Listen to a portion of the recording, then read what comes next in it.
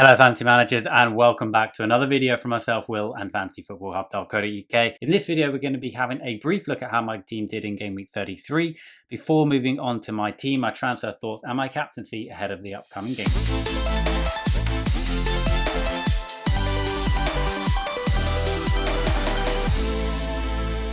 If this is your first time watching one of these videos and you're interested in more FPL content, then make sure to hit that subscribe button and turn those notifications on. As you can see, the team came in with 63 points last game. It's not a bad return, but not quite good enough for a green arrow, sadly. At the back, the Liverpool double up coming in with the clean sheet. Unfortunately, that was the only clean sheets across the board. I was hoping for a bit more from, the likes of Pope, Doherty and Wan-Bissaka. Field, again, is looking pretty strong. Martial and Fernandez coming in with the good. Salah chipping in with the assist as captaincy. Unfortunately, yet again, I got my captaincy and my vice captaincy round the wrong way. So it seems a little bit of a theme over the last few game weeks. So, whoever I'm vice captain this game week, make sure that you put the armband on them because I think they're guaranteed to do well.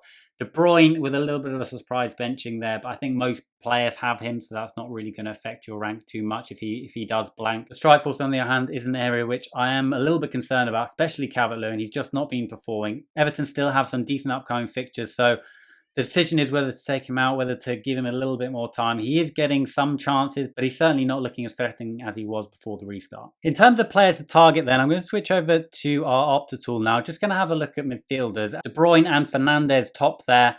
Obviously, De Bruyne playing one more game, so Fernandez is probably top sort of per appearance.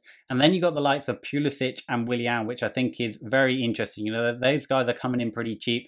Pulisic looks like to be playing up front. Obviously, that position isn't secured, but he is playing well. He certainly passed in the eye test. He's also scored well from a fantasy point of view since restart. So I think Willian and Pulisic, both of them look very promising. Now, the reason I brought this up is if you switch over to the Teams tab and you sort by shots inside the box, and again, you're looking at since the restart, so just since game week 30 plus, you can see that Manchester United have conceded the fewest shots inside the box. And down the bottom here, you've got the likes of Crystal Palace and Sheffield United. Obviously, Sheffield United have played one more game, so you've got to take that into consideration. But if you switch over to per appearance, you can take that into consideration, and you see that Crystal Palace come bottom there for shots conceded inside the box with 9.5 shots conceded inside the box per appearance. So if you switch over to the ticker now and you sort by the next 3 game weeks, you can see that Chelsea have Crystal Palace, who we highlighted, Sheffield United, who we highlighted, and also Norwich at home, who are Norwich. So I think that Chelsea have some really good upcoming fixtures. Pulisic and Willian are both great value picks. In terms of which one to choose out of Willian and Pulisic, it's not an easy decision, to be honest, but I do think that, there is an interesting comparison here. As you can see, Willian is actually looking very, very strong. And there's certainly an argument to be made to go for him in your FPL teams. I like him as an option. I do just think that, watching how Chelsea play, and from an eye test point of view, Pulisic seems to be getting in those positions which are a little bit more threatening. And he is getting more shots inside the box. I do think that, that is reflected in that chart there, which I do think is important. More touches inside the box there. He is the one that is playing further forward. But, looking at those, Willian's getting much more assist potential. Would say that, Willian with his finishing, again, as I highlighted earlier, his finishing isn't the best. So I do think that is a consideration which, isn't highlighted in these stats. But, when you watch him on the eye test, he never really looks like he's going to put that chance away.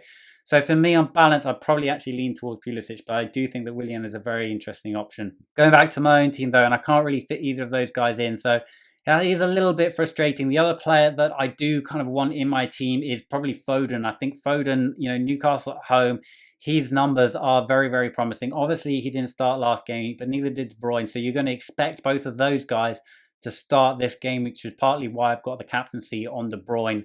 And I think both of those are fantastic picks. One of the weaknesses, I think, in my current team is I don't have a lot of Man City players, and bringing in someone like Foden would resolve that, and I think that he is going to be a fantastic pick towards the end of the season. Obviously, if I could do the Cantwell to Foden move, I probably would, but I'm a little bit short of that, frustratingly. So on balance, I'm probably going to save my transfer this game. I'm going to give the likes of Calvert-Lewin one more go. I think having 2 free transfers next week to, potentially bring in the likes of Foden, potentially Pulisic if I can find a way to stretch to that. I do like the look of Calvert-Lewin's fixture, so giving him that one more game, he might repay my faith a little bit. Elsewhere in the team, I'm fairly happy with it. Across the back, looks fairly solid. Brought Wan-Bissaka in last game. He obviously didn't produce, but looking at those team numbers that we saw earlier, Manchester United were top a lot of those. So I think from Manchester United very good from attacking point of view, and I think the likes of Greenwood especially, very exciting, very cheap. And if you think you can find a way to bring him in, then I think that's a really good option as well. But, I'm happy to have Wan-Bissaka in my team. I do think the Manchester United are going to keep a lot of clean sheets as well as scoring lots of goals. They look like, one of the teams that is banging form. They got the fixtures as well. As I said, I would like a little bit more Man City in my team. I'm going to go with just De Bruyne for now, and hopefully he can score well as my captain. I do think that De Bruyne is probably the prime captaincy candidate this week, but I am going to go for Fernandes as my vice captaincy. So based on previous game week, he's probably going to be the one that scores a lot higher than De Bruyne, because I have been getting those captaincy and vice captaincy around the wrong way. Quick turnaround this game week, so I'm going to end the video there. If you do want to try any of the tools that I demonstrated in this video, please go to fantasyfootballhub.co.uk/free trial. I'll leave a link in the description and in the information card above. It is worth saying that if you do subscribe now, you'll get the end of this season and the whole of next season included in the membership. So you're effectively getting the end of this season for free as well. If you did enjoy the video, please like, subscribe, and all of that good stuff. Bye for now.